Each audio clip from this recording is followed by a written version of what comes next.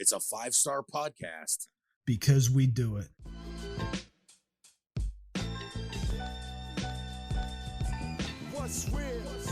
What's up, everybody? Welcome back. It is episode rolling in our 6-4, if you will, of the What's Real podcast. I'm your host, Ed Demko, along with my co-conspirator this week. He's connected. Little do you know.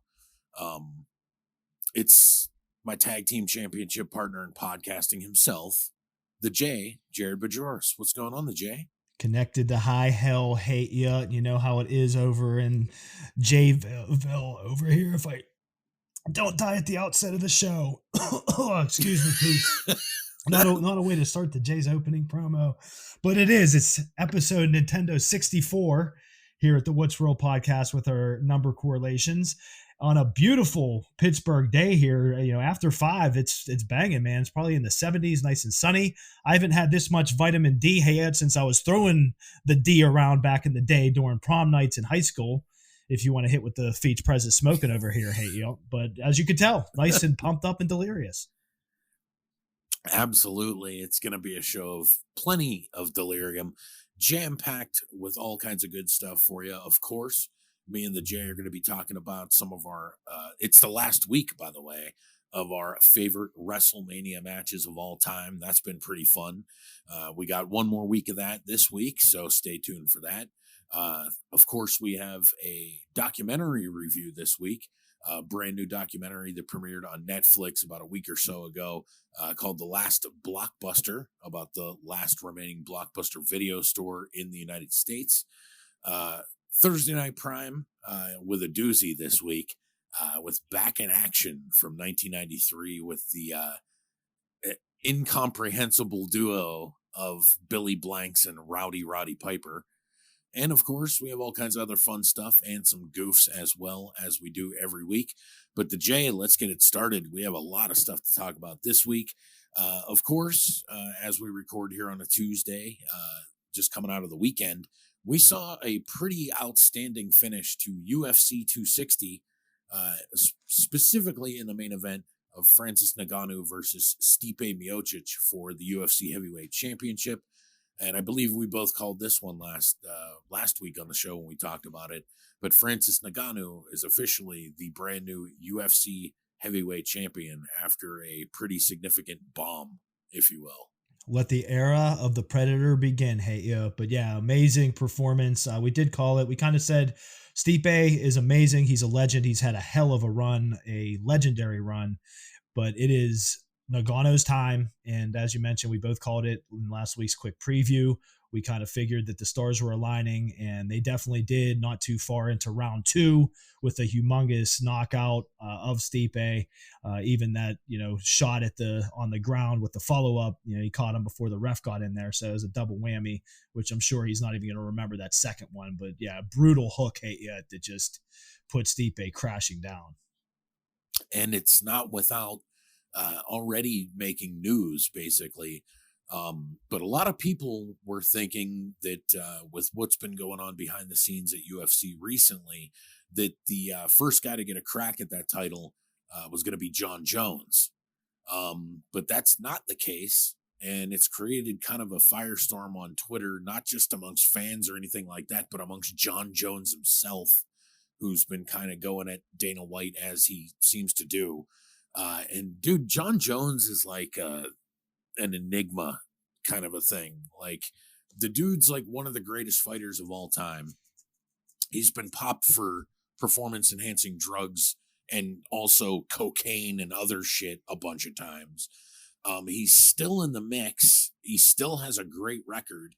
And he's still apparently going through that stage of his career, kind of like we saw a few years ago with like Conor McGregor, where he just was holding out for more money. And UFC is notoriously stingy with their fighting dollars. So, I think it'll get resolved like it always seems to, but it's like just another instance of this right out of the weekend already. Yeah, I mean, he did make a good point where he's taking a lot of shit on Twitter as who famous doesn't in the modern age. However, he was mentioning that if Conor McGregor was holding out for money, that's what Conor does, and it's a normal thing. Nobody's, really talking about it, let alone talking shit on Conor. But if it's John Jones, then he's scared, and everybody's saying that he doesn't want the fight and this and that. But he's basically just saying, look, man, this is a big payday. Show me the money. And it makes sense. And then as far as Nagano goes, he addressed the potential challenge of Jones immediately after the win. And he said, for my opinion, John Jones is the greatest of all time for MMA. Him moving up to heavyweight is going to be a good thing. He's a challenge I will take and will be very good on my resume. But this time he will be the challenger. I'm the champ. He's coming up looking for me. I will be here ready to fight in July or August. So like you said, the financials are going to have to be figured out. But this is the fight to make right now, because you can't, we talked about this in the past, hey Ed, you can't really fuck around with stuff because things change so much with different injuries in camp, especially the way the MMA world is. You got to sign these things when they're there. And right now, the biggest fight in the world is Nagano as the heavyweight champ, with John Jones jumping up to heavyweight for sure. I would agree with that, but I also think that there's someone else that's deserving. And it's like John Jones gets to jump in front of him just because he goes up a division. And I'm talking about Derek Lewis, because now, say what you want. I mean, I think that fight alone would be like one of the scariest fights of all time between Lewis and Nagano, because they're both like the same kind of dude. Like, they both drop bombs, and Lewis is kind of hard to knock out. So, that would be a tricky fight for Nagano. And I mean, bottom line is, as far as Nagano goes, he said that he doesn't see any reason to do a trilogy with Stipe, which I understand that they're 1-1 and he has the belt now. So I get why he would say that. John Jones is the big money fight, and Derek Lewis is the one where he probably has the most to lose.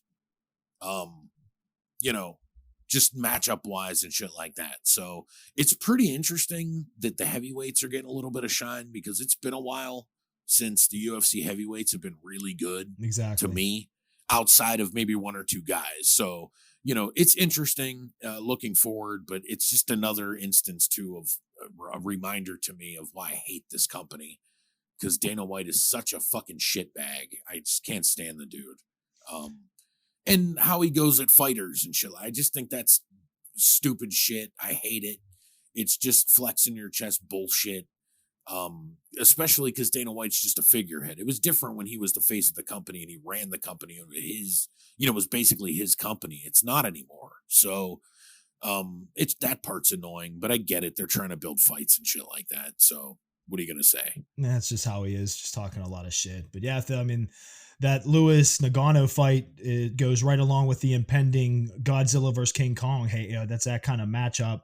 And it kind of is a win-win for the fans. I mean, I'd take a Derek Lewis Nagano fight into a John Jones fight later, like maybe, fall or winter after it, if they go the Lewis route first, because I know Joe Rogan was talking about that, saying that that's a great matchup too. So I'll take the fact that, like you mentioned, man, the heavyweight division in the biggest MMA company in the world, UFC, is kind of back, going parallel with the boxing heavyweight division kind of being back to form. So it's pretty cool right now in 2021 having the within the combat sports realm here, the heavyweight divisions that have had a really pretty long down kind of period for a while there. I mean, I've liked Stipe and stuff, but like you said, he hasn't been too flashy. Nagano's come up has been fun to watch, but now we're hitting this point where the stars are aligning and there's some really solid contenders, and the divisions are both getting pretty loaded. So some interesting things are coming up. So I'll take it either way, man. I'm looking forward to either Nagano versus Derek Lewis, or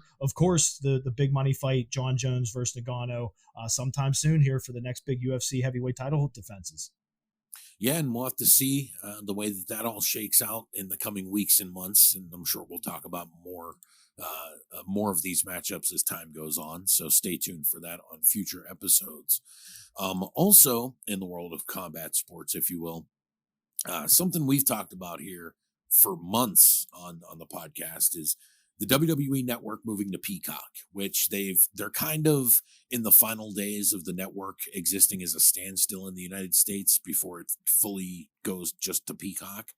And there's been a lot of news and everything in the past week or so about the content being edited. And of course, it's this is from Deadline. Social media is in an uproar over Peacock's decision to edit certain past events from its recently acquired WWE Network video library. NBC Universal has been trimming some matches along with questionable racial content and profanity. Fans complaining are claiming that by doing so, the networks are, quote, erasing history, unquote, in the words of some enthusiasts. WWE and NBC Universal announced a multi-year agreement in late January that was reportedly worth about $1 billion. And the WWE network will remain accessible in the U.S. until April 6th, then fully shift to Peacock. Sources indicate all content on Peacock is rated and subject to the network's standards and practices. The WWE programming being edited is generally older footage that's more raw than the family-friendly WWE events showcased more recently on network television. Now, I know what this looks like to the outside world of people. That's why I picked this Deadline article for this. Because I feel like this is from a general person's point of view, and I understand why somebody like that would feel this way. But me and the J are not your typical people. We're wrestling fans. And this is a part of the wrestling business that a lot of people apparently don't understand. And being that, I mean everybody from people on social media to even companies like NBC Universal. Like it or not, wrestling's past for a long time was based on shit like racism and xenophobia. And I'm talking like evil foreigners, stuff like that. Or they didn't necessarily put, black wrestlers in offensive gimmicks, but they would have them do offensive angles. And it was used to build up heat because back then, when people thought wrestling was real, it was about getting real heat and tapping into the emotion of fans and making them pay to see something. I think that doing stuff like this is kind of short-sighted in the fact that you're essentially going to have to erase like 50 years of wrestling history to continually skirt this kind of stuff. I don't know. I mean, I feel like it's more along the lines of like, have you ever seen something like how Blazing Saddles is now when you watch it on TV or cable or something like that? The kind of warning you get at the beginning before you watch it, like, this movie's kind of outdated, like it has stereotypes and things that may be offensive to some people, viewer discretion advised. I don't see any reason why they can't post the stuff like that. That's what WWE did initially after the Benoit incident. They started putting that disclaimer on before everything. And my understanding is in some of the things that are included as too extreme for NBC Universal, I understand that Chris Benoit stuff is going the wayside. I don't know if that's true, but it's something that I've heard. And not just like, random people on the internet, like, I bet you they just edit out his stuff. That's not what I'm talking about here. So we'll have to see how that works out in the future, because I don't even have Peacock yet. I have no idea if you've even had a chance to mess around with the WWE network. I have Peacock. I have briefly so far, but I still, because for example, I watched the Beth Phoenix Icon. Okay, I didn't even know that was on yet.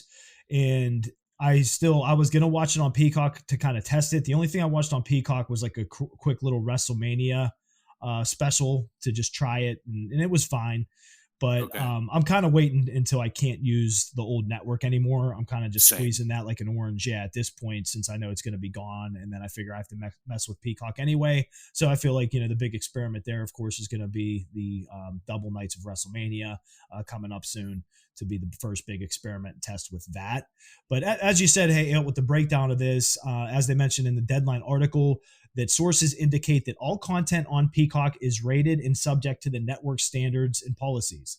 So that's the thing with the WWE making this deal, and it's $1 billion. They're going back to editing, of course, like you were alluding to, the generally older footage that's more raw than the family friendly, more recent handful of decades that we saw in the Attitude Era and things like that.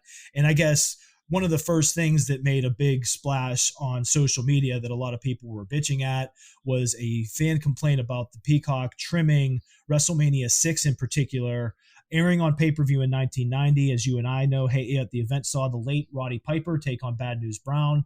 Piper, a white wrestler, painted his body half black for his match against Brown, a black wrestler. Well, the current Peacock has that match along with a Piper interview being completely scrubbed from the Peacock version of WrestleMania 6. So I think that's what people were talking about. I mean, you're eliminating an entire match from a WrestleMania. It's just not the same thing. It's going to be more. And that's what I'm telling Yeah. you. Like, this is where it starts. There's a very strong possibility that there's going to be no Chris Benoit on the network, or on Peacock, I should say. I also think that you're going to see a whole plethora of like territory stuff that's going to be gone. Now, granted, a lot of this stuff is even from the 70s and 80s, and I'm talking about a lot of WWF footage that's on there and interviews. Early, like 84, 85 WWF's going to be kind of cleansed because of that. There's going to be more stuff because eventually a lot of this stuff is going to be included in this. Like, you would got to assume that they're like, where does it stop? Like, do they take out early Gold Dust? Do they take out, I mean, like a shitload of ECW stuff? As we said, it's all up to their discretion because of this merger and what's going on within this contract. And that's where you sign over your rights for $1 billion. Now Peacock and NBC as a corporation have the ability to do exactly what we're breaking down here. And in a personal example from the past, hey Ed, I don't know how you have personally felt about this, but I have a tough time watching ECW on the WWE network as it stands now because they changed all the music. As we famously know, for those listening that don't know, at the time of ECW, when it was going on live back in the mid to late 90s and early 2000s, they had a deal where they could pretty much use whatever music they wanted to. They didn't have a deal. They just did it. They just did it. So, but by any means, that kind of like was a big attribute for myself watching ECW was, the entrances to like, it's a big appeal. It's a huge appeal. Like Sandman to enter the Sandman and of course, New Jack coming down to Natural Born Killers. And things like that, Rob Van Dam with Walk. And it kind of like, I don't know, it's just weirdly like if I'm really in the mood for ECW, I can easily get through the entrances with the shitty music and watch the matches, of course. But for the most part, my point is like exactly to this. Like I had a tough time watching that. And that's just a small example to what we're alluding to, what this kind of purge can do with them making decisions on what is, good to put on there as a family friendly product to the past stuff that isn't, especially towards, for mature fans like us that like, that get in the mood for hardcore stuff and things like that. We might want to go back and watch some hardcore stuff, and we don't want it to be edited by any means, let alone the fact that you can't even access it. So again, I guess this is another thing, hey Ed, like we've alluded to, where that's why you hang on to your hard copy libraries and why we still have them. I have all my old wrestling DVDs in the attic. So if I really need to, I could pop those back out completely unedited back when they came out. The complete Chris Benoit DVD I still have, even though I never feel like watching his matches, as we've said before.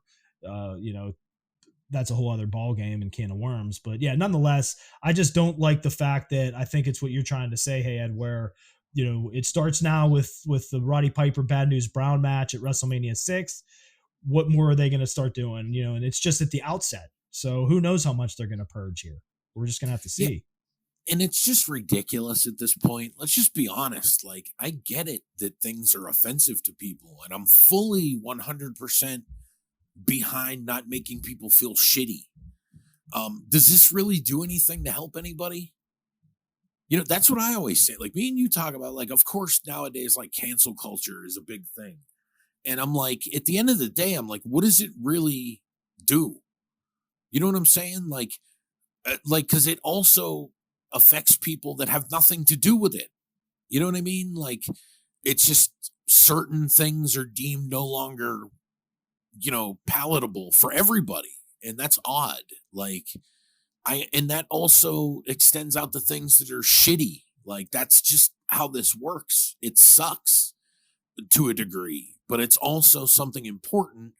And it's like they act like people have no critical thinking skills. Like somebody can't see, like, you know what I mean? Like, dude, I could watch a movie that's about a fucking serial killer and I'm not like, yeah, murder everybody. Like, I get it. It's not that kind of a thing. Like, and then you could watch another movie that's a funny movie about a serial killer where that it's you're in on the joke kind of a thing and it's a completely different mood.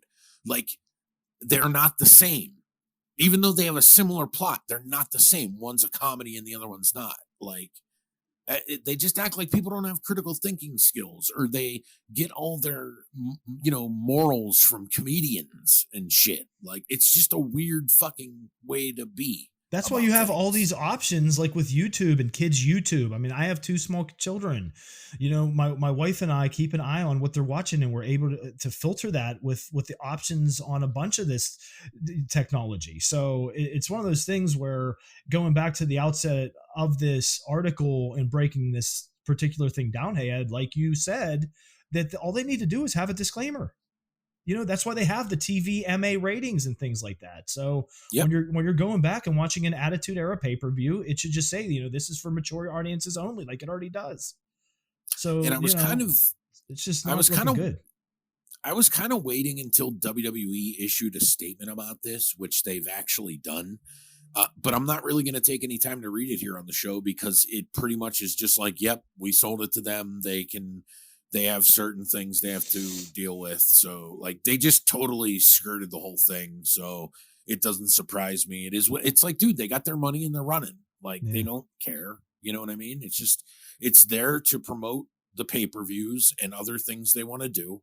They're not concerned about the catalog. I mean, we've all kind of known for years that they haven't really been super concerned with their catalog. We found that out maybe a year or two into having the network, that the catalog was not a priority. It's just something they kind of sprinkle in here and there. So, whenever you're in it for something like that solely as a fan, it's going to be disappointing to you. There you go. It just is what it is. As usual, we know what hardcore fans screwed the most, This is what life was like before the network. Yep. You know what I mean? Like, you just had to own everything. So I don't know. But then they wonder why bootleggers and people like that start doing stuff too, because, people want what they want. They're going to get it one way or another. You see the specific other incident they mentioned, the article that was purged was from 2005 Survivor Series in 2019, where WWE chairman Vince McMahon referred to Black wrestler Booker T using a slur, trying to be hip.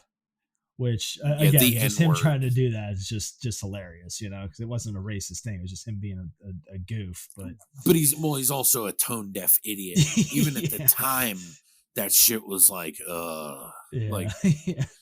But that's again, like, they don't have to answer for themselves either. Like, it's like the things never existed. So, what can you do? So, of course, one of the things that we talk about here profusely on the show is sneakers. And there's been some interesting developments in the last week when it comes to the world of sneakers. And I'm thinking there's some connected things here. I'll explain myself in a minute. But there was a big story released on SGB Media online this past week. Nike to stop selling to 6 additional wholesale accounts. So it says, in a note, Williams trading analyst Sam Poser stated that proprietary checks confirmed that Nike will close 6 additional wholesale accounts. DSW, Urban Outfitters, Shoe Show, Dunham Sports, Olympia Sports, and Big Five. The report also indicated that Nike would no longer sell apparel directly to Macy's, although athletic footwear sales will continue through Finish Line's partnership to operate in-store shops inside Macy locations. The reported account closures come as Nike has been gradually exiting wholesale accounts that do not adequately support Nike's positioning in the marketplace. In 2017, Nike announced plans to focus its organizational resources in the future on 40 key retail partners and its consumer direct efforts, while pulling back from undifferentiated channels of distribution. Last August was the first report Nike's exit from 9 stores: City Blue, Vim, Eblens, Belk, Dillard's, Fred Meyer, Bob's Stores, Boscov's, and Zappos.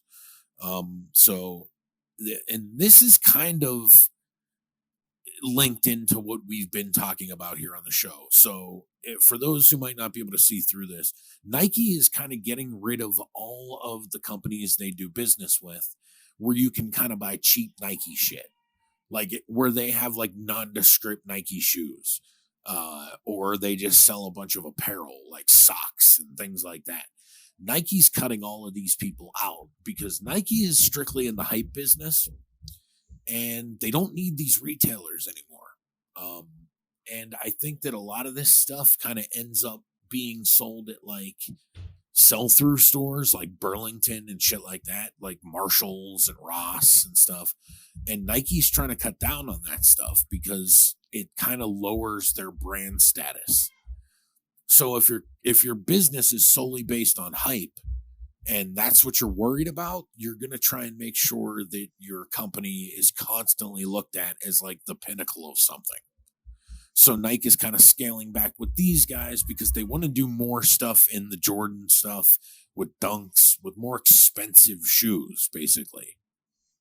As we always say, hey, yeah, cue the $1 Million Man Ted DiBiase's theme music. Mm-hmm. Money, money, money, money, money. And you just picture that CEO we've been discussing when we bring up the current, like, you know, kind of sneakerhead scandal stuff with all this, Donna Ho, as we call him here at What's Real. Yeah. And I just picture him as like a modern, younger version of Mr. Burns from The Simpsons. Like he just slips his robe off. He's just in the nude, does like a, you know, triple Lindy off his diving board into a swimming pool of money. Probably. Just does the backstroke. But yeah, I mean, it's ridiculous, man. But again, it's just a money play. You know, they're just cutting out the middlemen, things like that. You know, it's nothing that Dillard's and Fred Meyers and DSW's doing's helping them out in the hype game, as you said. So they're cutting it. It's cut off time, baby. Yeah, and I mean, we'll see if it works. I mean, I'm going to guess it's going to, or they wouldn't be doing it. But, you know, that's the thing is they'll always get welcomed back into the fold if they so choose. So they don't care. They're going to try it and see how it works. Also, in other shoe news, this has been making fucking people lose their minds. There is a collaboration on a Nike Air Max shoe, not from Nike, but between rapper Lil Nas X and a company called Mischief. And the big deal was they're like all Satan related, and there's even a drop of blood in the air soles. There's pentagrams on it and shit, and it's just like an artist's rendering of an Air Max, like 97, I think it is. Now, you know, like with everybody losing their minds, I was wondering how long it was going to take for this, but Complex reported that Nike is now suing over the Satan sneakers by Lil Nas X and Mischief. They had issued a statement regarding the lawsuit. It says Nike filed a trademark infringement and dilution complaint against Mischief today related to the Satan shoes, the brand said. We don't have any further details to share on pending legal matters. However, we can tell you we do not have a relationship with Lil Nas X or Mischief. The Satan shoes were produced without Nike's approval or authorization, and Nike is in no way connected with this project, because there's been a lot of confusion online with people, even though I realized pretty quickly that this was just like an artist thing. It wasn't Nike.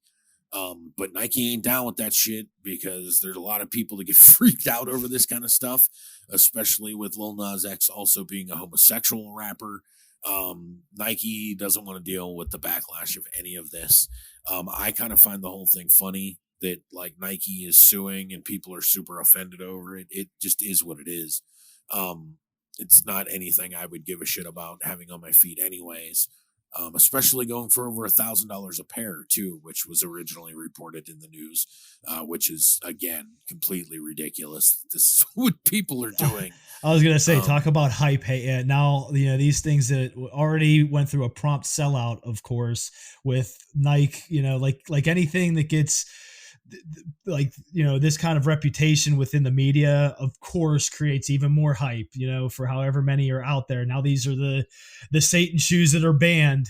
So like you said, they're going for 1,000. Well, you could triple that probably around the corner here. Yeah. I mean, it's just, especially if pairs have gotten out.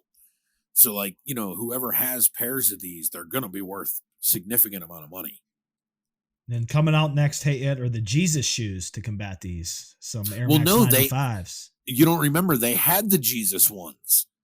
It had the water, the holy water in the In the things. sole. Remember that? They were Air Maxes.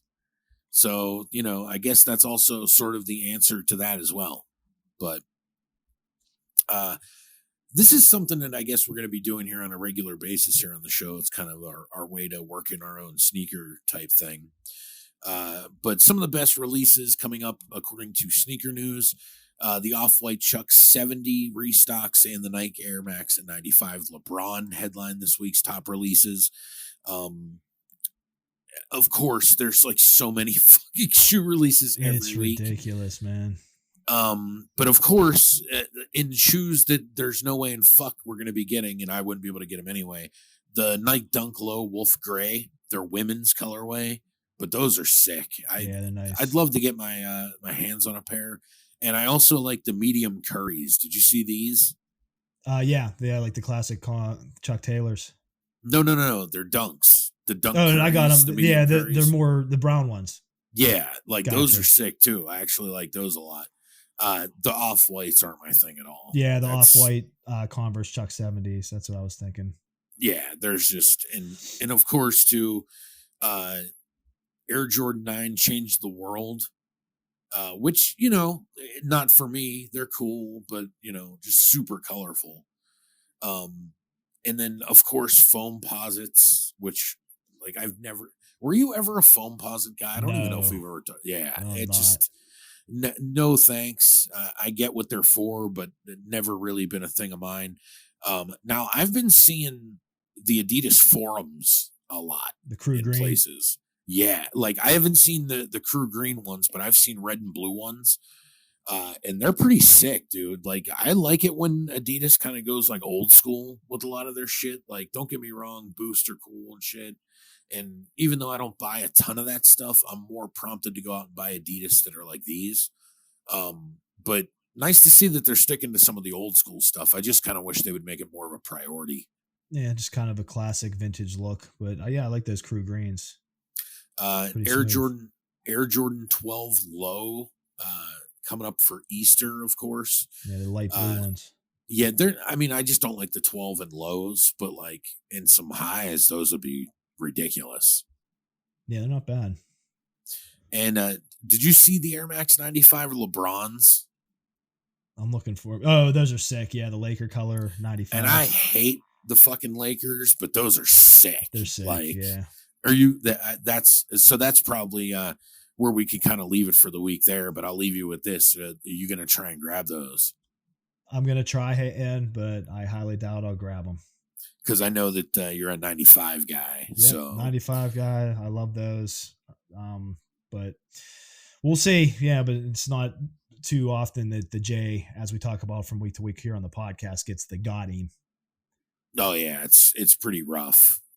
But, dude, this is kind of a easy week, if you will, because I think the only ones that I would even try for would be the Curries, because the other ones are for women, so they don't make my size. And there's some other stuff that I liked, but nothing that I'm going to even try to buy. So that's kind of good. Well, I wanted to mention, too, it's ironically one of the handful here we kind of skipped going to the end, skipping to the LeBron 95s. But you'd be surprised, I think, to hear that I'm kind of somewhat into these Airtune Max celeries. Have you seen these? Here. They're like brown, almost copper, olive. Yeah. I'm really surprised just because they're so like those. That's what I mean. I don't know. They kind of grew on me. They have to go with a pretty specific outfit, as we always talk about on the fashion sense side of it. Or you just wear all black or just black and white. They're pretty goddamn different. The Airtune Max celeries, and I guess that it mentions that they were delayed. So, it's just as a side note here, just kind of talking about that shit. I'm more willing, I think, to wear something way different or crazier, I guess is the best way to put it, in the summer with shorts, because you can kind of get away with more shit like that. Sometimes if you get I'm not saying even these specifically, but just wearing these when it's cold out with jeans looks like shit or something. You know what I mean? Yeah. I wouldn't wear those with just blue jeans. You know what I'm saying? But in the summer, there's different shit for me anyway that I can kind of get away with stuff like that. So I basically have some shoes that like I'm not touching until it's shorts weather. Yep. Yeah, because I was But looking at them. I'm like, those are normally not my cup of tea, but they're just so different. They're kind of cool. They kind of grew on me, like checking them out. So and I don't think if like I think if you did want to get those, like I don't think you would have a problem getting them either. Like they're not going to we sell out say the that, but first five. I know meanwhile, now that we everything say that, sells out. yeah, Yeah. it seems to be that way. Like I mean, the only time that stuff doesn't sell out is when it's like the Bacons that we talked about last week, the Air Max 90s. Those sold out right away, but that's because that's like one of the hypest It's a pairs hype. Yeah. of all time. But normal, like, dude, you can get like a whole variation of 90s right now at the store if you wanted to. So it's not it's not ridiculous, put it that way.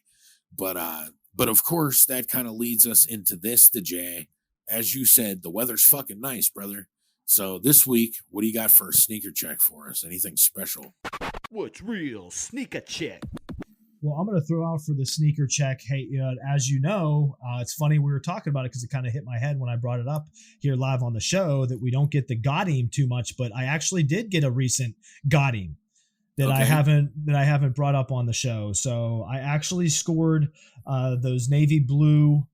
You got to help me out here. The Georgetowns. The Georgetowns. Yeah. So, which I was surprised about because I was like 0 for 6 leading into it. So now the J is 1 for 7 with the Georgetowns. I mentioned to you, hey, Ed, I am going to keep those on ice for the time being. I'm going to kind of see where they are on StockX over the summer and things like that. Yep. Because I definitely do love them, but I've purchased so many pairs and we've had such shitty weather that I got a ton of stuff to wear leading into some, hopefully nice weather, spring, summer here in Pittsburgh that I can sport what I already have in the collection and not worry about busting those out and keeping them on ice. But yeah, that's my sneaker check for the week is the Georgetowns and Landon Knows.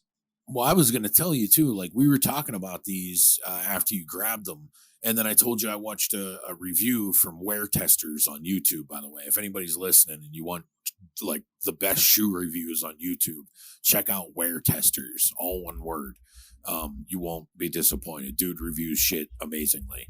But he reviewed those, and that's where I saw that they had a special box, which I mentioned to you, and you kind of sent me a picture the day they came in, like, yo, they just came in, but I haven't talked to you about it since. What are those like? Are you happy with them? What's the leather? I'd seen some people complaining about the elephant toe, like the seam is like rolled up on them, which is different from the old ones. Yeah, that's one thing about it. That's a good call. I was going to mention that, and I didn't, like I said, I didn't try them on yet or anything. Okay, it's completely iced. You're really keeping them on ice. Yeah, for now. But yeah, just the aesthetic, and I mean, I obviously checked them out. Held them in hand and things like that. And like you said, the box is really cool with the elephant print. But yeah, man. I mean, for me personally, for those that don't know, I don't know if we mentioned it. They're specifically Air Jordan 3s. Quote unquote the Georgetowns, like Hayt said, and save me from my weekly brain fart. But yeah, I mean, just they're just pretty shoes, man. Just the aesthetic, just the navy gray with the elephant print, of course, the white. So I'm sure, in the grand scheme of things, if they don't break the ceiling of like 5 Hondo, I'm good to, most likely just plan on keeping them and sporting them maybe by the end of the summer. I'll let you and all our listeners in on a little secret when it comes to Jordans. This is the best way I've found to do this. So if you buy a pair of Jordans and you keep them on ice because you're like, maybe it's not the right time to wear them. Like that happens with me a lot. Like I'll buy them during cold weather and I'm like, I'm not wearing these. It's fucking snowing outside. Are you kidding me? And I'll keep them on ice, right? The next time to really check the prices on them, for me would be the next time the weather's warm. But I was going to tell you, hold on to them till next summer and see where they're at in a year, because that gives you a real good estimate if the numbers are crazy or not. It holds up over the course of the year because at that point they've sold out on sneakers. Maybe some retailers have gotten their hands on a few pairs. Those have sold. So like, in a year that like your shoes are basically representative of the secondary market. Right.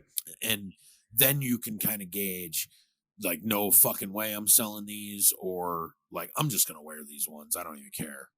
And I have both. Like I'm sitting on ones that like I really don't want to touch them because I think they're gonna go crazy. And I have other ones that I'm like, nah, I can deal with that. It's not out of control. But man, the Jordan market's gone fucking insane. It's bananas. So How many would you say? How many pairs do you have on ice as of recording? In general or Jordans? In general. Let me see. I'd say anywhere from like 4 to 6. Okay. Yeah, I just have the one because you know me. I normally just get the ones that I want for the collection, and that I just want to sport as soon as the weather breaks, as we said. But yeah, these ones in particular, I just felt like, you know what, I'm gonna use this as kind of an experiment for the J here and sit on them for a bit and see what, you know, let's see what happens. And like you said, I'm gonna take your advice. I'm gonna, you know, probably ride them out for, like I said, over the summer, and you know, possibly go for the year long, see where we're at. Keep everybody posted on what goes on there. A good time to double check for those is like either the start of the college basketball season next year or March Madness. Yeah. Because there's a lot of that shit that affects the shoes, like especially when you're talking Jordans of a different, you know, of a special kind, or, you know, certain things like that's basically a PE. It's yeah, a little like we even different mentioned with the release of The Last Dance. And Yep. you know, a Jordan That's market that was bananas anyway, then it went that, you know, that much more hype. You used to be able to catch them, like you used to be able to get Jordans and shit at the mall, like maybe some of the more unpopular colorways or things like that, like, but you could go and get them in hand. It wasn't a problem. Maybe you can get them in your size, maybe you could, but that shit's gone. That's done. Like first day release limited Jordans now, they're all gone, everywhere. Yep. Pretty much every kind too. Like even the newest ones are like that. Like in any number that they put out, along with dunks and SBs, or SB dunks, I should say too. Those you could fucking forget about it. It's impossible. You need hookups on almost everything, or you need to get lucky like you did on those. So that's how you do it. Take it, hey, yo. Maybe the Jays making some 5 Hondo on some ice sneaks soon. We'll see. Keep everybody in the loop. I'll keep my fingers crossed for you on there. Today, I didn't really have anything too special. I just rolled with a pair of Adidas Trust Runs, but I also got a pair of shoes. So that's kind of awesome. Good timing for this. That's what I was going to mention. You got yours too to throw back. Yeah, I mentioned here a few weeks ago that I got a pair of Air Structures because we talked about them on an episode where Complex did the 100 best Nikes of all time. And they were on there, and I was like, man, I really wish Nike would reissue these. I walked into the store, and they reissued a different colorway. So I got those. I still haven't worn them yet, by the way. So that's one of those dead stock pairs we're talking about. But I did get the OG colorway today. And they're fucking awesome. So they're like black, gray, like a weird blue, and even a little pink on there too, like, and you know, the infrared kind of pink that they do. But it's not too much. They're sick. I might wear these ones before I wear the other ones that I got. But like, yeah, I'm definitely wearing one of them.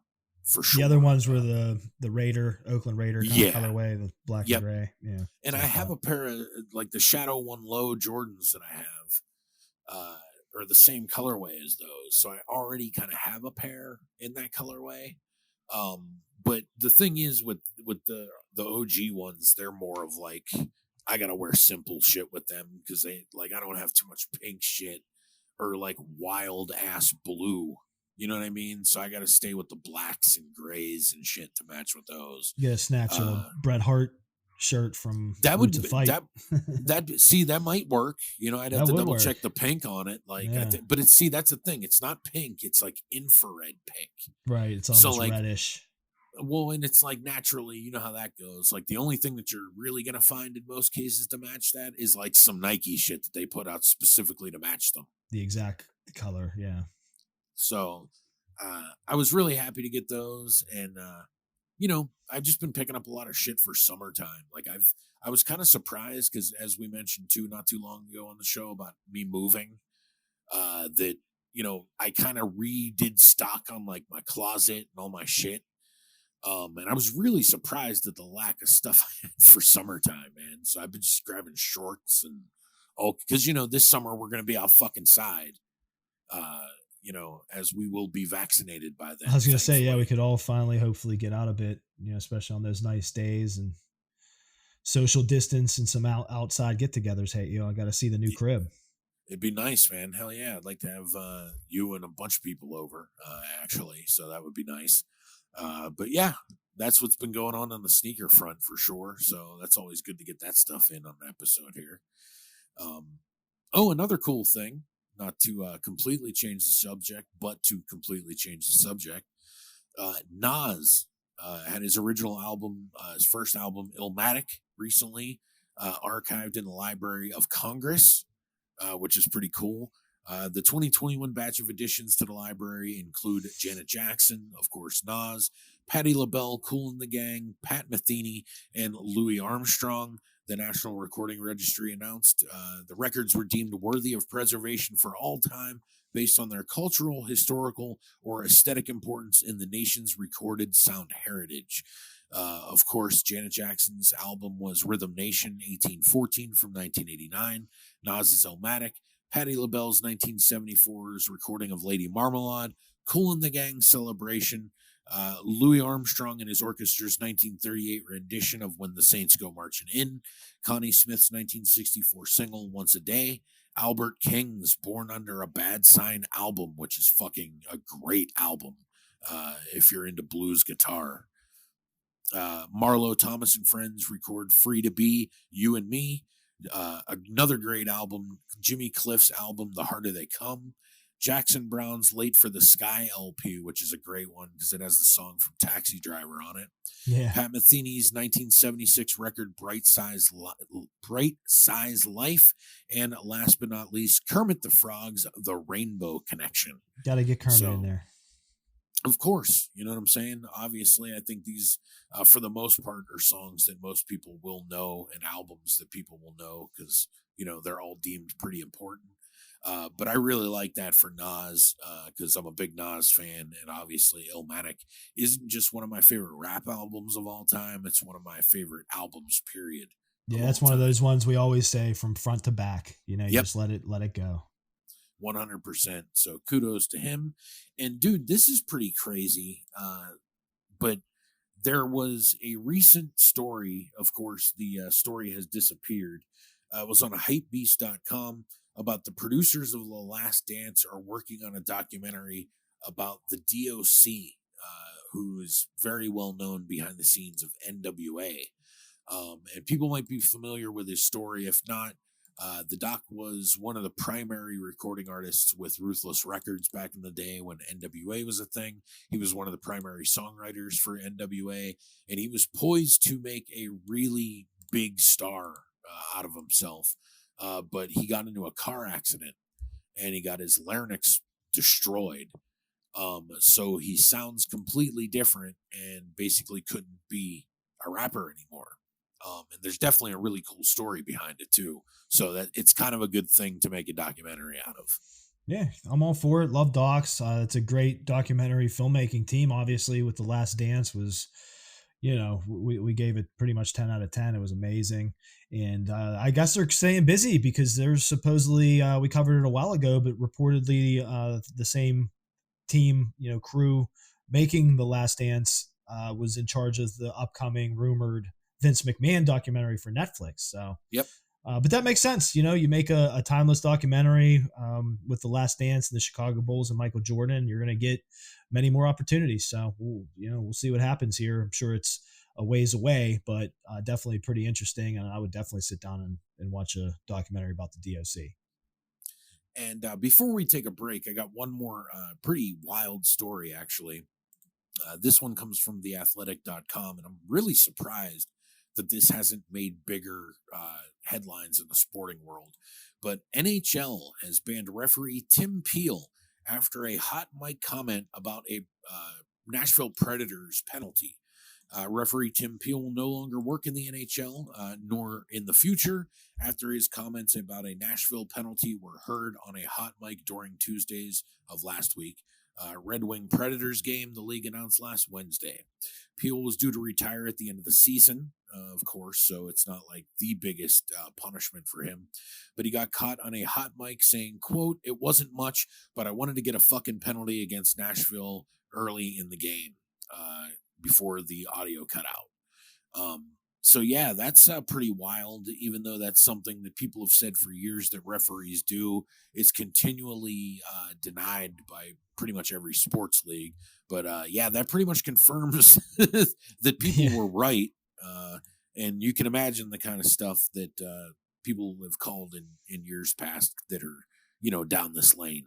That's the thing, yeah, and it's the double-edged sword, hey, that we always say, man. It sucks to be, for all of us to be this much under the microscope, and every single thing we do is basically recorded, and even if it's the microphones in our phone. I mean, that just happened the other day, like literally across the living room. My wife and I watching TV, and she's like, "Oh, take a look at I texted you a link for the fire pit I'm looking at getting us for this summer," and I click on it, go into Facebook, and the very first thing on there, not even a full 3 minutes later, is ads for the fire pit. And we all know that, but nonetheless, my point to correlate with this story is that it's the double-edged sword of it does kind of suck in a lot of aspects, but then again, for those that are truly in the wrong, the proof is in the pudding here when you're caught, completely red-handed on a recording like this, and it is what it is. But things like this, it's going to be a good thing to be weeded out, I feel. Because that's bullshit. Yeah. I get that's kind of the way they do things, but that's not the way it should be. It's like you have rules. If one team's getting penalty after penalty, it shouldn't be like, okay, well, this is kind of uneven. We got to get a little thing on Nashville for to even it out or whatever. It's like, just make the fucking calls. Yeah, just do it the right way. Do your job. Have to worry about shit like that. Exactly. Yeah. And also, too, before we go to break, this is kind of impromptu, and it's kind of difficult to do it as a full-out review. But me and you both caught the same movie over the weekend. It's a movie that was new on Netflix. It's from 2021, of course, and it's called Bad Trip. And it stars Eric Andre, who's kind of like a fringe comedian, and it has Lil Rel in it as well. Tiffany Haddish is in here too. But this is something pretty different, and it's one part just movie and another part prank show kind of movie. Kind of in the vein of like what Borat would be, I would assume. Yeah, Borat or Bad Grandpa with Johnny Knoxville was like that. And it is fucking hilarious. Holy shit, this movie was funny. I ended up watching it twice over the weekend that I liked it so much.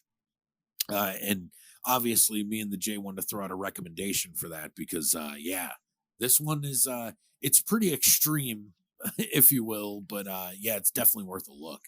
We spoke about possibly doing an impromptu review on the show because we liked it so much, but we figured, we don't like full spoilers. We give spoiler warnings, and we would have had that disclaimer. But this is the kind of movie that it would have just been set piece after set piece, scene after scene of us just kind of throwing back and forth at each other, just the way that went. So it'd be pretty much giving away the entire film. So we didn't want to go that route, but we did just want to mention it. And for anybody listening that would have any sort of interest, like Ed said, if you're into Borat or Bad Grandpa, like kind of the Jackass realm, which ironically, I don't know if you noticed, I don't know if he was the full-on director because I didn't catch it, or was just part of the production team. But Jeff, is it Jeff Tremer? Oh, Jeff Tremaine. Jackass. Yeah, from Jackass. He was behind the scenes when they started showing some of the behind the scenes on the pranks and stuff during the end credits. So I was like, oh, that makes sense that they got him because he's like a guru at this kind of stuff. He didn't direct it. Kateo Sakurai did, who's the same dude who was behind the Eric Andre show. If you've ever seen that before, I think it was on parts of it. Cartoon Network, Adult Swim kind of thing. But it's pretty crazy. I think Eric Andre is pretty funny anyway, so I was curious to watch it. But yeah, it's called Bad Trip, and you can watch that right now on Netflix. It's one of their newer movies, newer releases. So check that out if you want to check it out. Because me and the Jay say it's fucking funny. So if you feel like laughing, I'm telling you. Exactly. So we are going to take a quick commercial break, and we're going to get it started this week with a documentary review, being the Netflix documentary, surprisingly enough. How ironic is that? The Last Blockbuster. So we're going to talk about that when we come back. So stay tuned, guys. We'll be back right after this on the What's Real podcast. Want to advertise on the What's Real podcast? Send us an email today. Just title your email ads at whatsrealpod@gmail.com. For cheap, easy, and affordable rates, contact us today. Again, that's whatsrealpod@gmail.com. Would you like to advertise? Send us an email today. This is Ed for the What's Real podcast. Join us next week on episode 65 for a jam-packed episode. Of course, we're going to have our WrestleMania preview show to tell you all about the comings and goings of this year's WrestleMania. On Thursday Night Prime, we're going to check out 1985's Life Force from director Tobe Hooper in the world of sci-fi. And of course, we're going to take a look at the big battle itself, a review in full of Godzilla vs. Kong. All this right here next week on episode 65 of the What's Real podcast. Free movies from Blockbuster Video. Yours with any VCR or camcorder purchase at Smith's. That's right, you get 12 free movie rentals from Blockbuster with any VCR or camcorder from Smith's. Blockbuster Video has the Northwest's best selection of movies, from classics to the latest releases. And there's a Blockbuster Video near you. And we're back, and it is time to take a look at the brand new documentary that just premiered on Netflix. It's from 2020 from director Taylor Morden, and it's called The Last Blockbuster. It's a documentary about the last remaining Blockbuster Video in Bend, Oregon. Now, I think most people at this point know that this place still exists. You did know that, right, Jay, before you watched this? Okay. Oddly enough, it's the last remaining Blockbuster. Now, I was kind of confused about this, and I think that this kind of cleared it up, even though it wasn't totally clear to me. There really is no Blockbuster Corporation anymore. That's why the woman that owns the store just kind of operates it, and she has a licensing agreement to continue doing so. And basically that means that you can have a Blockbuster sign and, things like that. But they even show the woman going to Target and Walmart on new release day to buy new movies to have to rent. So it seems like this is basically to just placate the local area of people that come in and rent stuff. Now, of course, there's some background and stuff on the Blockbuster company, which I thought was interesting. I'm not really somebody that has a whole lot of fondness for Blockbuster Video in general. I mean, I went to them as a kid. It wasn't our regular video store really ever. But, occasionally you'd have to go there to rent certain things and stuff like that. So I did think in a way it was nice to kind of see this. There is some fondness and some nostalgia that people have for Blockbuster that I certainly don't. But nonetheless, it was still a pretty fun documentary to kind of go back and watch. I mean, I know you're pretty similar to me, right? You were never really a big Blockbuster guy. No, we frequented the mom and pops. Yep. Because, when we came up, like we talked about it in a far past podcast about our video rental days, and I had that one right down the street. It was basically right smack dab in the middle of Hey Ed and I's childhood homes. That one on where Beulah Video Road there. Hits. Yeah, we're right up the street from where Video Hits used to be. It's where the Elk Club is now. It's now an Elks Club. That was a mom and pop video store called Arts.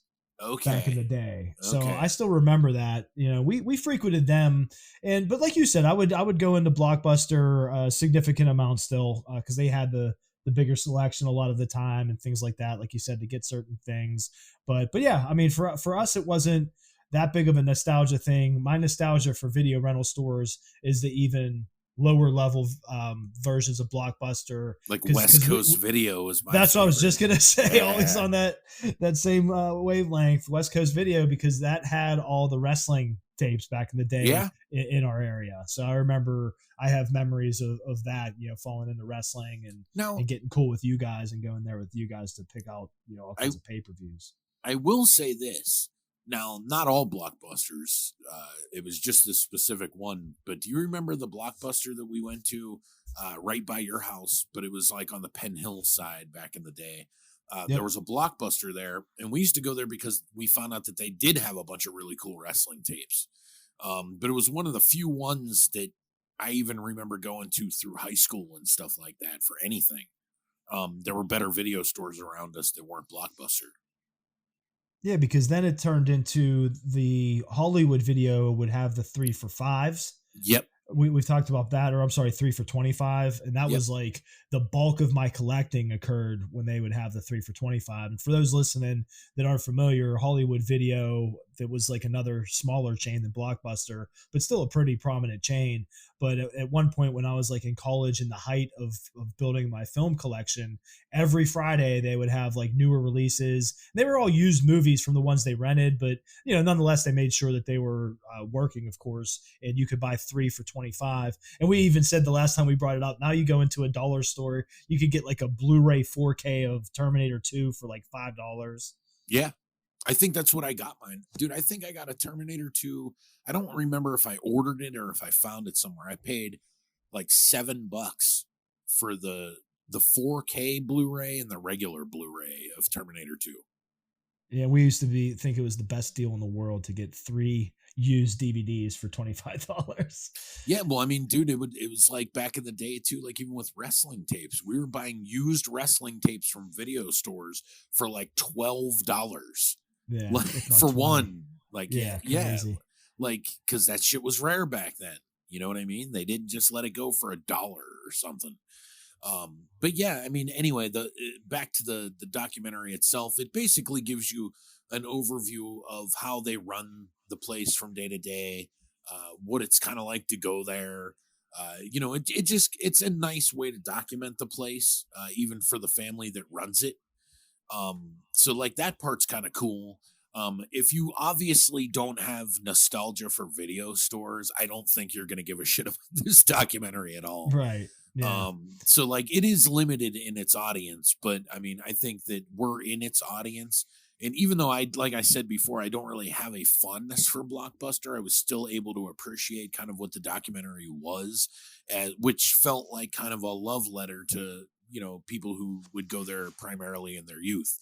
We've seen stuff like this on other things, not really Blockbuster aimed, but just video documentaries and stuff like that. The one that comes to mind for me is like adjuster tracking, is basically that. I'm more in tune with those than I would be something like this, but it was still a light watch. Like it wasn't like, oh, this is so boring or anything like that. It was cool for what it was, and that's an 86-minute documentary about the last remaining Blockbuster. Yeah, it was breezy. They had some good talking heads. Kevin Smith, of course, is perfect for it. Jamie Kennedy, of course, famously played the video store clerk in the original Scream. Yep. So those made sense. They even had some corporate guys, guys that had involvement with Blockbuster and things like that. So that was a cool perspective to get, of course, within this. And, talking specifically, because I didn't know all the details, how they talked about the demise of Blockbuster. And at one point, famously, they had the opportunity to purchase Netflix.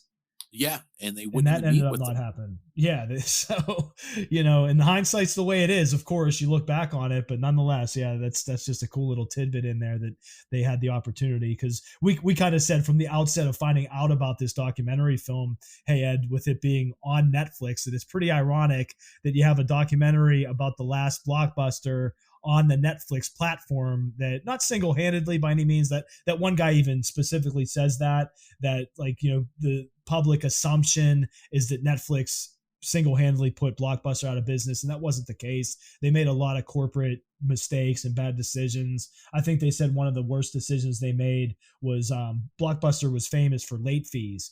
And it comes full circle because the founder of Netflix, his idea stemmed from specifically renting Apollo 13 in the 90s and having like a $40 late fee to pay. And it pissed him off. And it kind of sparked the idea for Netflix to get films in the mail that you could keep as long as you want, but you can't get a new one until you send it back, which started the whole Netflix before streaming, with the mailing service. So all those aspects were pretty cool because I didn't know too many details about it. So that was an interesting part of this for me. Yeah, and it was also the downfall of Blockbuster when they stopped doing late fees because people would just keep stuff. That's what, yeah. Ron Funches was funny. He's like, man, yep. I found that out. He's like, I rented as many, whatever, like Nintendo 64 games as I could and just held on to them. Like, you going out of business, man. You don't need them. So Yeah. he was I mean, funny in there too. Ron Funches is funny. We also had a few other comedians in this. Brian Posehn showed up in this. Yeah, he's good. Paul Scheer, Doug Benson, as the Jay said, Jamie Kennedy showed up as well. And I was oddly shocked to see Lloyd Kaufman show up in this. I wasn't expecting him whatsoever. Talking shit on Blockbuster, of course. Yeah, so I like the fact that they put that in there, like to kind of show that there was a whole contingent of people that were like, fucking Blockbuster sucks. So, because that was a big part of their legacy as well. So, the cool thing is, it ended up being more of a documentary than just about the last Blockbuster. So I was able to appreciate a lot of the other stuff as well. As I said, about the element about the family and stuff like that runs it, the woman that runs it. She clearly cares about the place. And it is something to kind of behold, if you will, to have that, that badge is the last remaining one. So hopefully they can keep it open for a while, because I'm all for video stores. I wish there was some semblance of a video store where we lived, because there's not. And it's kind of sucks, because it really keeps things limited on what you can and can't buy and get and watch. Yeah, and that's what's cool. Like, speaking of her, it's like all community supported, and family owned. Like, she mentions her sister-in-law worked there, all three of her sons, all these different people. And they interviewed former employees that are a little older now, that were younger kids, of course, that work in a video rental store. And they said it was just a great job. And she's known as like the Blockbuster mom. Like, she has that kind of, like, just attitude with people. Like, they showed her like holding babies and stuff. She just seems like a really, really nice person. They showed her with her family. They were BSing on a scene in the kitchen a little bit, which kind of gives you an inside look at their lives. And they just seem like, just a nice, tight-knit people. And this is like her obsession. Like, she's like a workaholic with this, and her husband says she's just always working, because she actually, like you had said earlier, she actually goes to the stores before they open to buy like new releases for their, to stock their shelves and things like that. And, my goofy mind, hey Ed, I thought this was funny. God bless her, but Dog the Bounty Hunter's ex-wife, she had like those huge boobs, and South Park like put her on, the character on South Park, like, could barely see over her boobs. And this lady like reminded me of that. She just had those just huge globe boobs. And that just was funny, like part of her personality, but I was cracking up at that. I'm like, I just couldn't get over it, me with boobs. But I'm like, dude, geez, this poor lady, like her back, just like bowling balls, You couldn't even get through the documentary. You're so concerned about her spine. Yeah, exactly. I'm about to like look her up on Twitter and be like, I know some good doctors in Pittsburgh that might be able to help you out. But no, like you said, this is like a nostalgia thing. And as you mentioned, it wasn't specific to Blockbuster for us, but it still had me thinking about, all the good times we had going to the video store, whatever video store it was, just renting movies. And, renting movies always meant the weekend too, and that just gives you a nice fuzzy feeling, that sort of thing. And we kind of know what this is like, because not only did we deal with it during the typical years that everybody went through video stores, with video stores closing and things like that, we also were lucky enough to find a new one.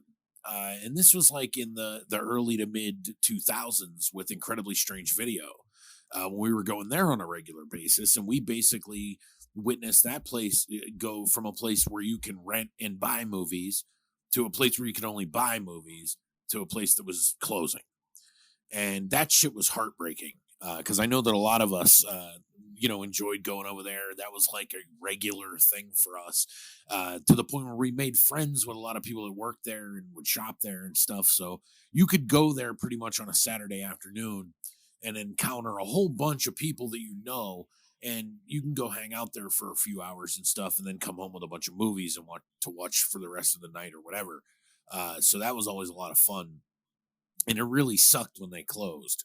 We were there the last minutes they were open. We literally walked out of the door, like the last customers there. So exactly. It sucks. So I know what these people that live close by, like how they feel about the place. And it kind of sucks in general that we've seen the death of the video store, because that was always a cool kind of local meeting place with friends, or just a typical thing people would do. Even when there was nothing else to do, you could at least go to the video store and pick up a few things to watch. that was kind of the underlying theme of this, is just the modern era of media consumption where everything is so unpersonable and you don't leave your house for it. And even to the point you were making with going to Incredibly Strange Video and talking to our friends, and our friends that are all fellow cinephiles, they're like, oh, Jared, I can't believe you haven't seen this. You got to see this. And I'm like, oh, well, if you like that, you'll like this. And that's where you get like all these suggestions. And that was a big portion of this, where they had a segment talking about that, how you'd go and, BS with the local video store guy. And Kevin Smith was like, yeah, growing up being a movie nut, like I would think that'd be the best job. You can watch movies on the job. You talk about movies all day. You get to tell people what to watch, and that was a huge aspect. And nowadays you have Netflix, and then you have like the thing that you and I always bitch about with that, hey Ed, with Netflix, and they have the algorithm of movies the Jay should watch. And it's like, Little Miss Priss on a mountain of chocolate. I mean, I'm like, you wouldn't sit through half of it. Yeah. I'm like, oh, because my daughter was on here, so of course it's giving me goofy shit to watch. It's just, again, it's unpersonable, and it was like, that was the fun part about it, was going, not even knowing or having in mind exactly what you were going to rent, and browsing and kind of going through like the different genres and checking things out, and then hopefully finding a gem and taking a risk with something and talking to the video store clerk about it. And then when you bring it back, you're like, oh, I wasn't big on it, or like, dude, this was a gem, I loved it. All that, those aspects that you don't get with just watching streaming services on your own, in your own house, not leaving the house for them or anything. And this is something that we don't say here on the show all the time, but I can promise you that it's a big reason why we do this. The movies and stuff that we talk about here on the podcast are just things that we watched in passing and liked, or movies that we have some sort of an affinity for, or it fits a certain thing that we're doing. But like, because of the lack of the things that like Jared's talking about, hopefully we could be something like that for other people. Like maybe we've given you something you wanted to watch, or introduced you to something that you never heard of before. That's the cool part of watching all this stuff, is being able to kind of like fit it in and be like, hey, watch this, try this. Like, you might like this, you might like that. Like, that's a cool part of watching all these movies. So hopefully we could provide that for somebody. That would be great. But that's a big part, I think, why both of us choose the stuff that we watch here on the show, because it's like, oh, more people need to know about this. That's why we don't sit here and talk about movies and things that we hate, because I'd rather take the time and give the space to stuff that we actually enjoy. Yeah, and that's the key word. Hey, Ed, you said it again, community, and that's what it kind of is. It's like people that we were always like that with, like, the correlation with Cinema Wasteland, for example, which is like the big movie con that we would all attend throughout the years there, and just everybody with those like interests, just getting together and just bullshitting. It's just always so fun, and that's again what you're missing with the current streaming services and everything being online. Again, it's weird too, because movies were meant to be communal. Like, you were supposed to go to a place and watch a movie with an audience of strangers, of maybe you're in there with strangers, having a very cool experience together. And that's also missing today too with a lot of this stuff. So, like, dude, we've talked in the last year a lot on the show about stuff like coronavirus, but I'm looking forward to the day where I could safely go to a theater again. Or go to a drive-in again, or something like that, because I like to watch movies with an audience. That's the best way to see them. You make movies, and I'm pretty sure you would agree the best way to see a movie is in a movie theater, like on a big giant fucking screen. That's the point. I miss the theater like crazy. I can't wait to go back. Yeah, absolutely. So, but as far as the last blockbuster goes, I did think this one was pretty fun for what it was. It's a pretty breezy 86-minute documentary. And as you guys know, we do a 5-star rating scale here on the show. I'm going to go with 2.5 for this one. Hey, I liked it a tad bit better. I'm giving it 3 stars. But yeah, like you said, it's an easy breezy watch. We always throw out taglines here on the What's Real podcast. But the last blockbuster didn't have one, just a pretty plain poster. So, no taglines this week. Hey, up for the last blockbuster, but yeah, just a solid walk down memory lane, and hopefully that lady's back's okay with those boulders she's carrying around, but God bless her. All right. So that's our review, if you will, of The Last Blockbuster. You can check that out right now on Netflix, streaming currently. We are going to take a quick commercial break. And whenever we come back, me and the Jay are going to get into our final week of our favorite WrestleMania matches of all time. So stay tuned, guys. We'll be back right after this on the What's Real podcast. Hey everyone, it's the Jay from the What's Real podcast, here today to talk about ChurchillPictures.com. Churchill Pictures was founded by two childhood friends that grew up in Churchill Borough, just outside of Pittsburgh, Pennsylvania. Jared Bajoris and Damiano Fusca began collaborating on their first feature film in 2007, Deference, winner of the Silver Ace Award at the Las Vegas Film Festival in 2012. Go to ChurchillPictures.com to check out our original trailers, documentaries, comedy sketches, the entire history of the infamous Backyard Wrestling League, UCW, exclusive independent wrestling content, and exclusive videos showcasing our next huge film project entitled The Marks. This includes an appearance from our character, the feature presentation Johnny Starr, on the streaming talk show Alone Together Pittsburgh. We are Churchill Pictures. Established from the bond of two childhood friends, we envision creating visual content that is completely original, thought-provoking, and most importantly, entertaining. Churchill Pictures. Picture the possibilities. Go to ChurchillPictures.com today.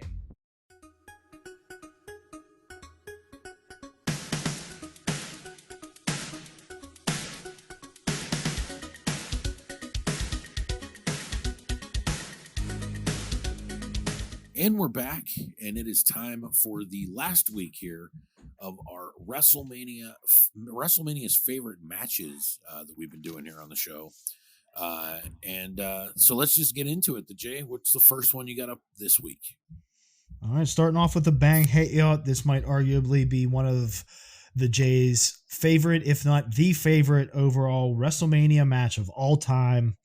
We're here in our last week of these picks, so I'm starting with a bang. HBK versus Taker, WrestleMania 25. Yeah, I had a feeling you were going to put this one on there. It's considered in many circles to be the greatest WrestleMania match of all time. Some people consider this to be the greatest match of all time. I don't consider it to be that good, but it's about as good as a match gets when it comes to WWE. So I wouldn't argue with that at all. So much to say that I would have actually put that on my list as well. So can't argue there, the Jay. Yeah, it's always been one of those ones, as we kind of talked about, like if you're trying to quote unquote convert hypothetically a non-professional wrestling fan, this is one of the matches I'd show them why I love it.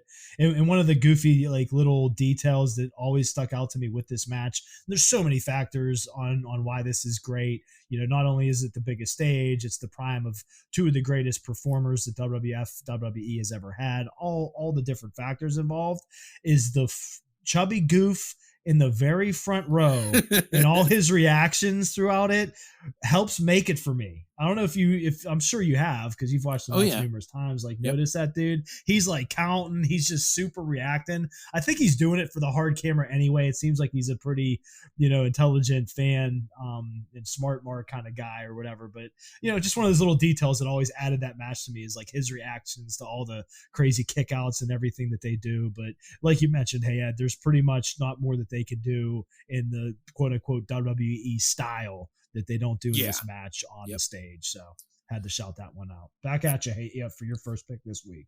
Good call. And here's a name that you're probably going to see a lot this week from me. That is The Undertaker. I'm going to go to WrestleMania 23. And I was shocked because this is a match I didn't think was going to be good at all. And it is phenomenal. Undertaker versus Batista. They beat the shit out of each other in this match. This is one of the matches that, to me, solidified that, like, dude, Batista, when he's at a high level, is pretty fucking good.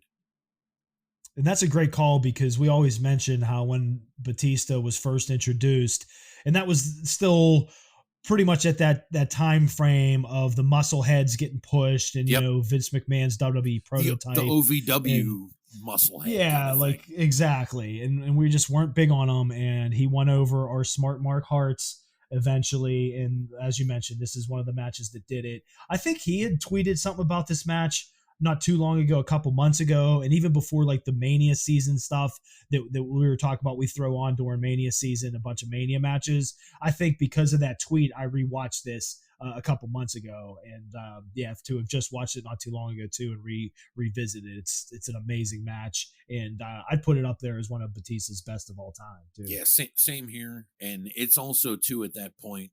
And I know we're talking about this so many years later, which is kind of funny to think about, but this was kind of like that period where like Taker was just killing it at Mania every year. Like his match was starting to be the impromptu main event, regardless of anything else that was happening. That's just how they had WrestleMania set up there for years. And it's because he was working on this high of a level. So I totally understand it. And like you said, the Jay, I completely agree. Definitely one of Batista's best matches of all time. Faux show. What do you got up next, the Jay? All right, I'm next. Hey, I was going to break it up to get something different on here, but I just had to. And while we're right here, I just had to throw on, the rematch. Yep, HBK versus Taker 2, as far as WrestleManias go, at WrestleMania 26. Now, okay, here's a question. Which one do you think's better, the first one or the second one? I see. That's a great question. I've always preferred 25. Me too. There's nothing like the original, and I wouldn't argue. The matches are definitely comparable, but for me, the original one always stood out. But this one is so close behind it. That's why I still, like I said, I couldn't replace it. I had to shout it out. Just put them in a clump here on the list, but it was just another great outing. I mean, more good storytelling, because you have to have that involved. You can't just say, oh, their match last year was so good. They had the cool story where Shawn's like, man, I can beat you at Mania. I know I can do it. I'll put my career on the line. I have to do this. Yeah, it was a cool story, and they built up to that for a while. There was a nice build around that entire feud, the first and second match. So it was really cool the way that they did it, because it was a 2-year long, even though they weren't doing it all year long during the regular year, basically, but it was a 2-year long storyline. So whenever they play out like that, and they play out pretty well, and the match quality is really good, that's exactly, to me, what the WWE does better than almost anybody, because they can do that. Yeah, they can take things up to a higher level, and that's a really good example of that. So good. And if you remembered, we covered that WWE.com list of their opinion of the top 10 WrestleMania main events. Yep. And I don't know if I had mentioned or not, but it was Undertaker versus HBK from WrestleMania 26, this match that I'm talking about now, but not the first match I brought up, the WrestleMania 25 match, because that one actually didn't main event that year. Yeah. So WrestleMania 26, they main evented. So that's why that wasn't on that list. Good luck following that at 25. Jesus Christ. Exactly. That's ridiculous. Yep. So to keep with the theme here, we're going to pick another Undertaker match. This time we're going to take it to WrestleMania 39. For one of the weirder matchups that he's had in recent years, but the match really is fucking phenomenal, and it still really holds up. And I'm talking about The Undertaker versus CM Punk. Dude, this match is unbelievable, especially because it's really surprising to me kind of what The Undertaker sells for, and like it really shows you like what they thought of Punk, and even what the Undertaker thought of Punk. And if you remember too, that's a match that Punk didn't really want to have. He was pissed off he wasn't in the main event. Yeah, but I think after everything went down the way it did with the storytelling that he was doing with Paul Heyman, with it as his what did he call him, because he wasn't his manager? Oh Christ, his advisor or some shit, something like that. I forget. But nonetheless, with Paul Heyman at his side, they stole the urn and things like that. Excuse me, I'm like dying in and out during this episode. But they used the urn like some of the old school antics in a way, in a more modern program. But that was like a cool side to it. And then, they just turned out a really great match, to the point where I got to tell you, hey, this was on my Audible list to throw in there, like we talked about, instead of like doubling up. So this was high on the Jays list as well. So good call. But yeah, great match with Taker and Punk at that year's Mania. What do you got up next, the Jay? So up next, I'm getting a little bit more modern here. And this was a modern match that the one wrestler had to go through hell and high water. Mm-hmm. It just seemed like it wasn't in the corporate rhetoric for this guy to go over, but the crowd just pushed him through, and his in-ring and just overall personality pushed him through. And I have on here the main event of WrestleMania 30, the triple threat for the WWE Championship between Daniel Bryan, Randy Orton, and Batista. And Bryan finally getting the big main event and win. Now, let me ask you, because I have this listed here. I didn't know if I was going to bring it up or not. Do you think the match is that good, or is this more so for like the finish and what it was? See, that's a good call. For top Mania matches of all time, I'm with you. There might be some out there that are on a lesser level as far as the impact because of, the history of Daniel Bryan winning for the first time in New Orleans. So to your point, yeah, I would agree with that. I would think that the in-ring wasn't as good as some of the upper echelon matches. However, because the WWE is the way it is and the size of Mania and things like that being behind this storyline and stuff, I just had to put it on there because of that. It's just such a memorable moment for me. And that was one of the reasons I picked it, Hayed, because the modern Manias don't stand up to some of the nostalgia of some of the earlier Manias that we've been going through over the last few weeks. So as far as modern Manias go, this was one of the ones that stood out to me as something that I wanted to put on the list. Okay. I won't argue with that. I could agree with that. Next up for me is, and it's kind of something similar here. And this might surprise a few people, but I'm going to go with WrestleMania 32. And I'm going to go with the ladder match with Stardust, Sin Cara, Sami Zayn, The Miz, Dolph Ziggler, Kevin Owens, and the man who won the WWE Intercontinental Championship, Zack Ryder. Really good match. Really fun finish too. Obviously, that was a big deal for Zack Ryder to win that match. And I just really like that match. That's like probably my favorite match from that year's WrestleMania. That's a really good call, man. I forgot, didn't forget about it, but it's one of those ones lost in the shuffle through all this. So I liked how you scooped that out. But yeah, I remember the finish was so good because Zack Ryder was one of those characters that he just stuck around for so long. In ring, he always had that WWE style, but he was always very capable. He churned out some decent matches here and there. He just got like we always say when you get tagged with that kind of comedic gimmick, and you can't be taken too seriously unless your gimmick's altered, that it's tough to break the ceiling of the main event picture or even the IC title picture in like the upper mid card. But Zack Ryder was able to do that. And this was his big moment. And that was just a great culmination to a great ladder match at that year's Mania. So great call there, Hayo. Yeah. And it's a shame they didn't do more with Ryder at the time with the Intercontinental. He lost it pretty quickly. But still, it made for a really good WrestleMania moment and a really good ladder match. So that's why I picked that one. What do you got up fourth this week, the J?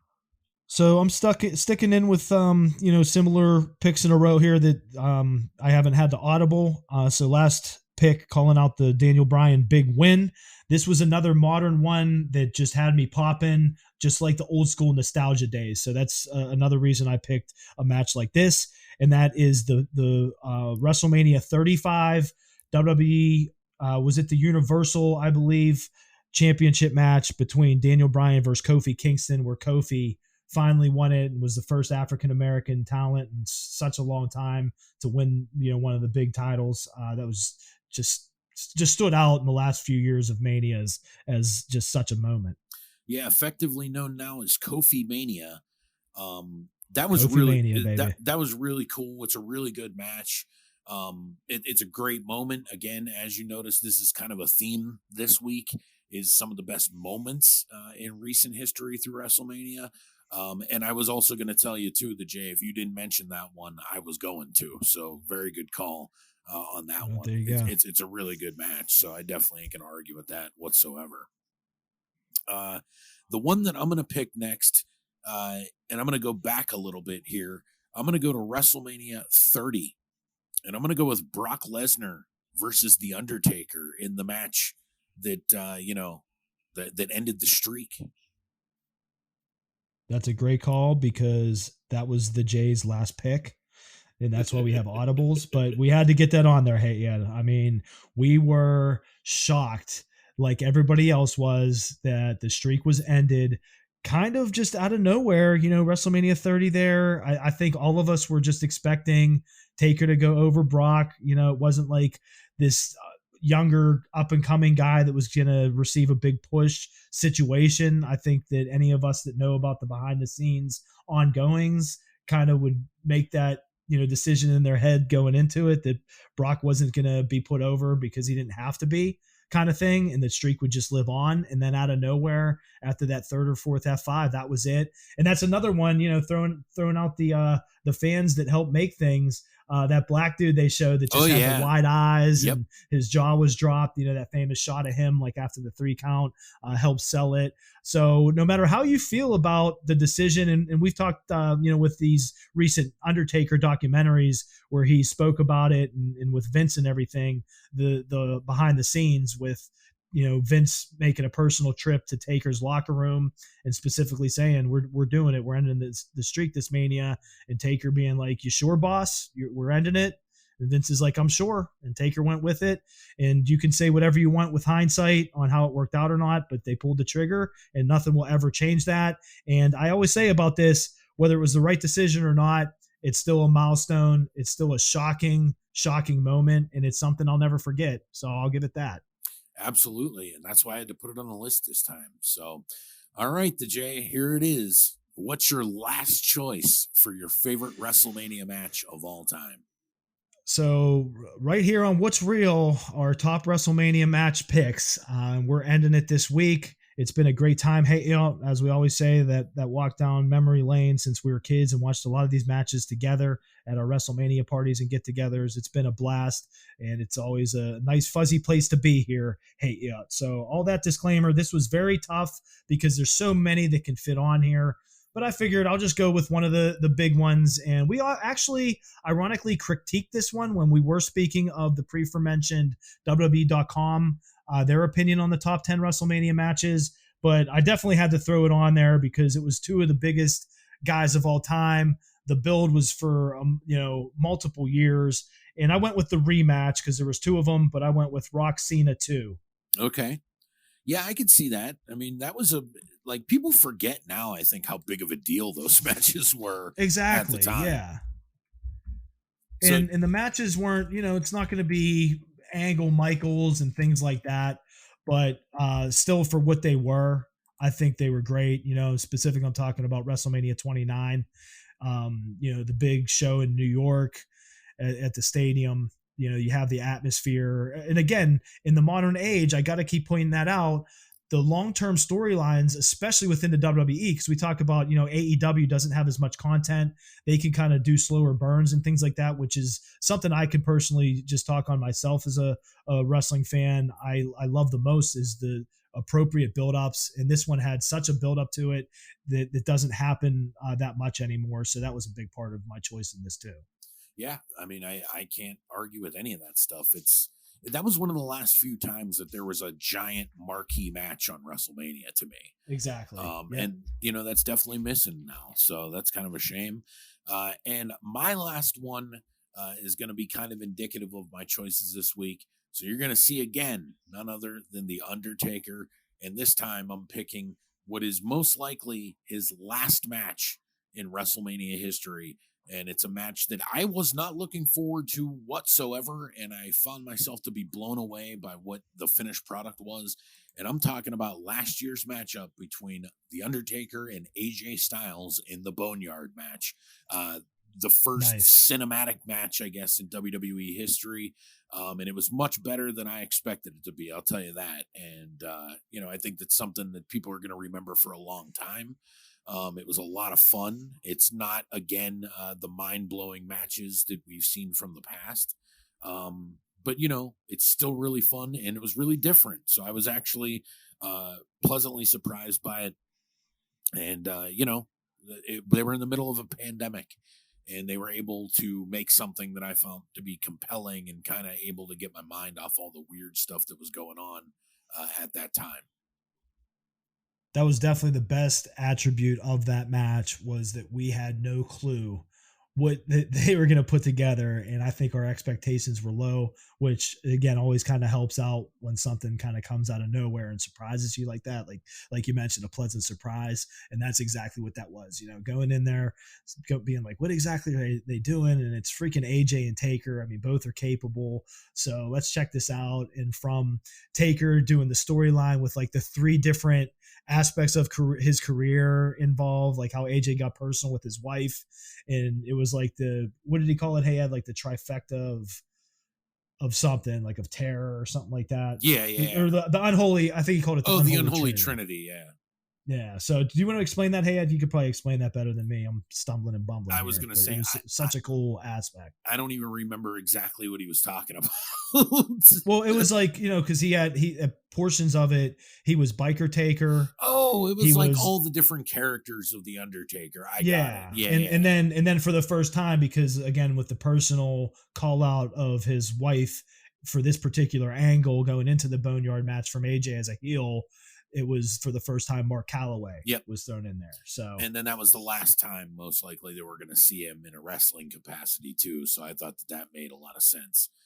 Exactly. Yeah, that's what the unholy Trinity was Mark Calloway, Old School Taker, and then Biker Taker. Yep. Those 3 involved in the storytelling. But yeah, to get back to it, man, with WWE's production value and the way they did that, throw in some Metallica, there with Taker coming out to that and stuff. It was just a really cool experience and a great call to go out on Taker's last match. I'd say that's, that makes a lot of sense, to go out on that.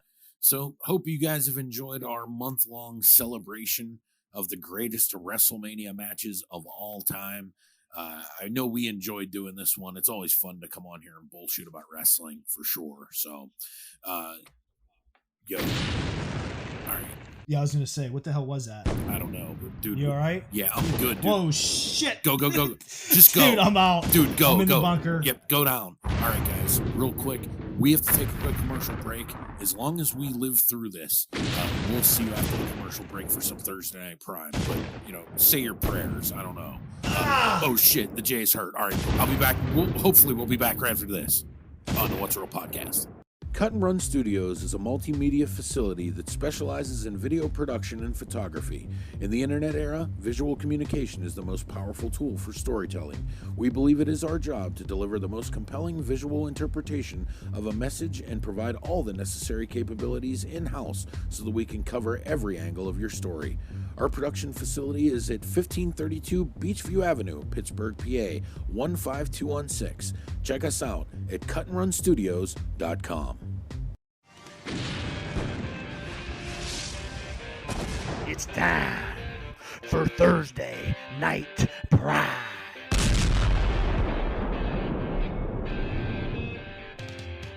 All right, we're back. Me and the Jay lived through all that, thankfully. It was touch and go there for a second. The Jay just had a flesh wound. We got that all sewn up.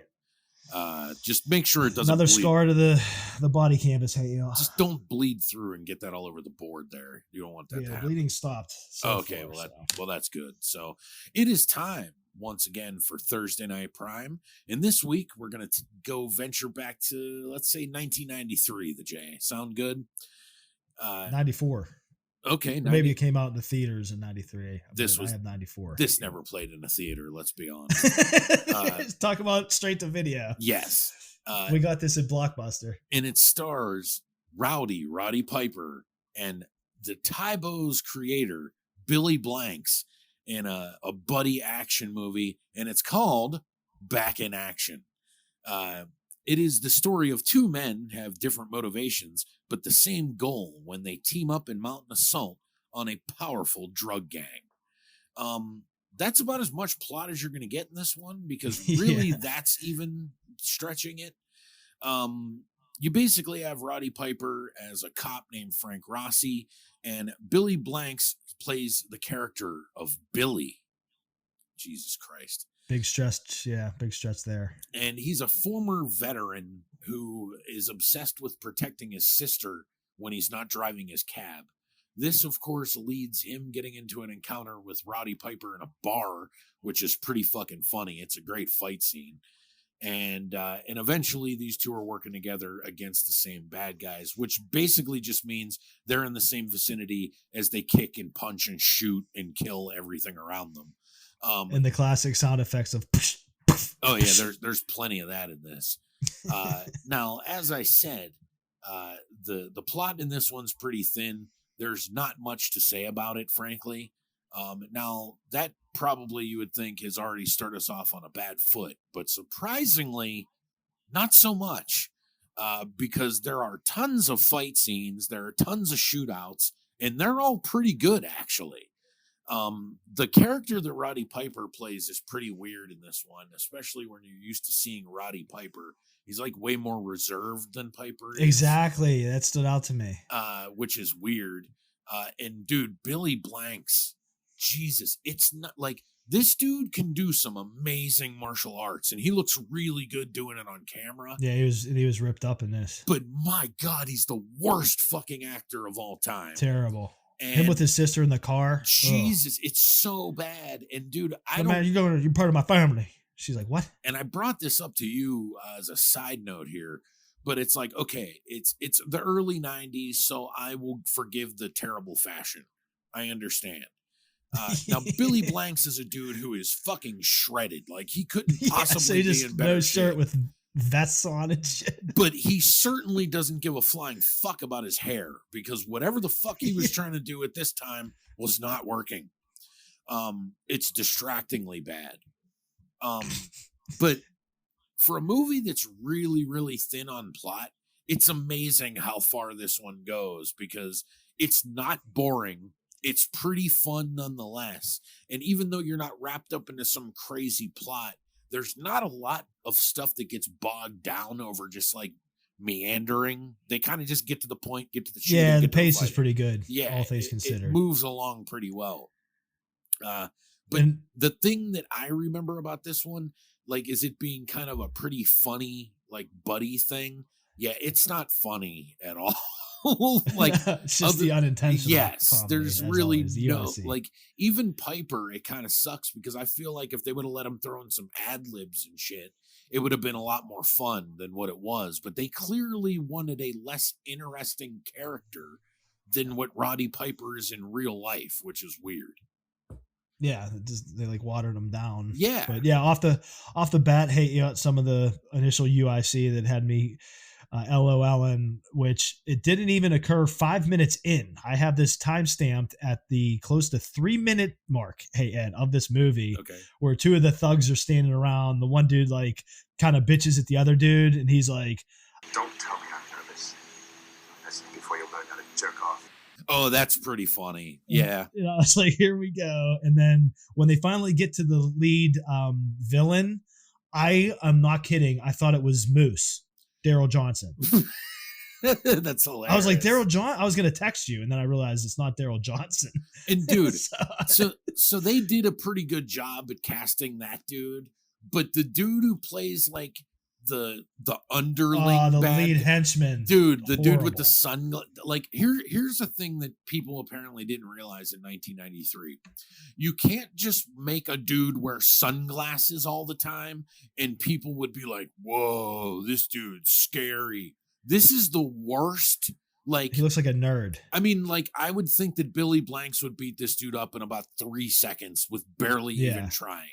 And they basically try and balance it out by making him like the most cold-hearted dude ever. And he just sucks. He's terrible. He's awful.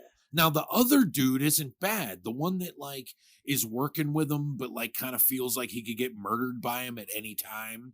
That dude was cool. The dude fucking the sister? Yes. The dude that, he was pissed whenever they killed off he would just like the